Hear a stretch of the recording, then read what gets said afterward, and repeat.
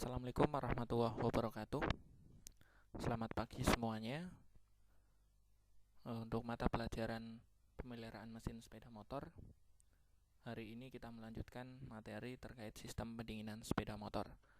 Setelah pertemuan yang lalu kita membahas terkait prinsip kerja dan komponen-komponen dari sistem pendinginan sepeda motor. Hari ini kita belajar mengenai perawatan berkala sistem pendinginan sepeda motor. Jadi setelah kita tahu prinsip kerjanya, lalu kita belajar cara merawatnya, seperti itu. Oke, untuk kompetensi dasar 4.3 merawat berkala sistem pendinginan sepeda motor. Dengan tujuan pembelajaran yang pertama, setelah kalian mempelajari materi ini, diharapkan nanti kalian bisa memeriksa komponen-komponen sistem pendinginan, merawat komponen sistem pendinginan, dan menggunakan peralatan yang dipergunakan untuk memeriksa komponen sistem pendinginan dengan baik dan benar. Oke, masuk ke perawatan yang pertama. Pada sistem pendinginan sepeda motor, yang pertama kita rawat adalah air radiator. Untuk air radiator sendiri perawatannya ada dua. Yang pertama penambahan dan yang kedua penggantian. Untuk penambahan dilakukan ketika air radiator sudah mulai berkurang. Cara mengeceknya pada reservoir tank atau tangki cadangan yang warnanya putih seperti ini ya. Kita cek ketika sudah di bawah upper, itu artinya cairan pendingin atau coolant perlu kita tambah. Jadi kita tambahkan coolant sampai pada batas upper. Caranya yang pertama, tunggu air radiator dingin ya, sehingga nanti jelas air pendingin kondisinya seperti apa, tinggi permukaan yang di reservoir tank itu sudah sesuai. Kemudian buka tutup reservoir tank, lalu tambahkan coolant hingga batas upper. Setelah itu tutup kembali reservoir tank hingga rapat ya, tutup dengan yang ada selang menuju ke radiator itu. Kemudian untuk penggantian air radiator, caranya hampir sama, tetapi kita menggantinya di radiatornya, bukan di reservoir tanknya. Kita buka dulu tutup radiatornya. Jangan lupa tunggu airnya agar tidak terlalu panas ya, karena itu bisa melukai tangan atau area tubuh lainnya. Ini tunggu sampai agak dingin, kemudian kita buka tutup radiator. Bukanya pelan-pelan dan sebisa mungkin lapisi dengan kain atau majun, agar ketika masih ada tekanan itu tidak mengenai tubuh, seperti itu. Kemudian buka lubang pembuangan air yang di bawah ini, kita buka lalu biarkan airnya terkuras habis. Biarkan sampai terkuras habis.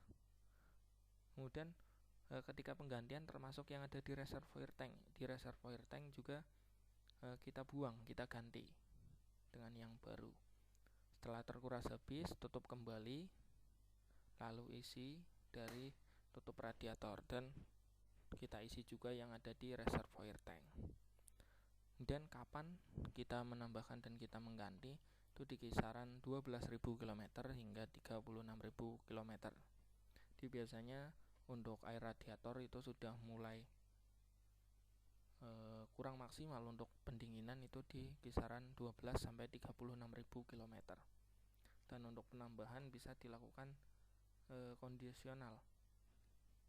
Ketika servis kendaraan di bengkel atau kalian nyervis sendiri, itu yang ada radiatornya, usahakan selalu mengecek ketinggian air radiator di reservoir tank. Ketika sudah di bawah upper, maka segeralah ditambah dengan air coolant agar menjaga air radiator tetap sesuai yang dibutuhkan untuk pendinginan. Kemudian yang kedua, untuk perawatan sistem pendinginan adalah perawatan radiator, yaitu dibersihkan dan diperbaiki sirip-siripnya. Bisa dibersihkan menggunakan air gun atau dengan kuas. biasanya kan di sini ada kotoran-kotoran daun, kotoran tanah. Ketika hujan kan pada menempel di radiator, itu dibersihkan menggunakan air gun, kuas, atau yang lain. Yang penting tidak terlalu keras yang nantinya malah bisa merusak sirip. Dan perbaikan sirip, ketika sirip sudah mulai bengkok, diluruskan agar proses pendinginan di radiator bisa lebih optimal. Seperti itu. Dilakukan setiap servis berkala, setiap servis rutin ya. Setiap kalian ganti oli, ini dicek juga, dibersihkan. Atau ketika kalian mencuci kendaraan, nah ini radiatornya bisa sekalian dibersihkan dari kotoran-kotoran. Ketika meluruskan juga jangan menggunakan obeng ya. Obeng itu kan keras, nanti tidak lurus tapi malah pada patah, akhirnya malah merusak sirip-sirip radiator.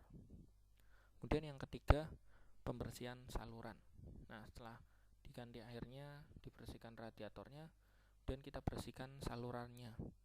Pertama kita keluarkan termostatnya, kemudian kita bersihkan rumah dan tutup termostatnya. Setelah bersih, kita pasang kembali, tutup rumahnya dan dengan packing yang baru. Lalu lepas selang bypass dan sumbat selang bypass. Nah, lalu pasang selang perpanjangan pada tutup rumah termostat, kan tadi dilepas ya. Jadi kita beri selang perpanjangan agar nanti untuk pembuangan air, kita buang airnya karena kita akan membersihkan saluran. Lalu pasang selang bawah radiator, kemudian isi dengan air keran, air mengalir dari pompa air ya. Diisi, kemudian nyalakan mesinnya biar air pendinginnya bersirkulasi. Terus ini diisi, kemudian di selang yang dari rumah termostat dibuang sampai air yang keluar dari selang ini sudah benar-benar bersih, sebagai tanda bahwa saluran telah benar-benar bersih sempurna. Kenapa perlu dibersihkan?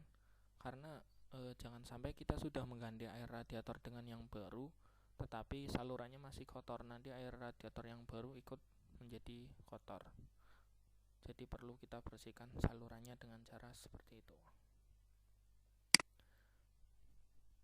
Oke, ada 3 ya tadi perawatan berkala untuk sistem pendinginan. Dan hal-hal yang perlu kita perhatikan ketika melakukan perawatan sistem pendinginan. Yang pertama terkait pemasangan klem. Jadi pasang klem pada bagian ujung selang di sebelah kanannya tonjolan. Kalau digambar sebelah kanan tonjolan, karena fungsi klem sendiri itu menahan selang lepas. Kalau di sini kan sama aja, langsung terlepas. Kalau pemasangan klemnya di sini, ini nanti klem bisa menahan agar tidak melewati tonjolan sehingga selang dapat terpasang dengan baik dan tidak mudah lepas. Jadi klem untuk mengunci agar selang tidak bisa melewati tonjolan. Dan yang kedua terkait pemasangan termostat. Untuk pemasangan termostat yang ada bekasnya itu kita taruh di bawah atau kita taruh di area dalam mesin. Jadi yang di sini kan yang ada katupnya, dan di sini yang nanti untuk pengukuran suhu, untuk mengukur suhunya sudah di atas suhu kerja atau belum. Jadi kita tempatkan di bagian dalam sini, baru nanti yang ini di yang arah ke radiator. Oke, mungkin cukup sekian dulu untuk materi sistem pendinginan sepeda motor terkait perawatan berkala. Semoga dapat dipahami dan dapat bermanfaat untuk pengetahuan kalian mengenai otomotif, terutama terkait sepeda motor. Oke, untuk materi cukup sekian. Kemudian nanti tugas silahkan bisa dikerjakan nanti melalui link yang akan saya share di grup WhatsApp. Terima kasih, saya akhiri pertemuan hari ini. Wassalamualaikum warahmatullahi wabarakatuh.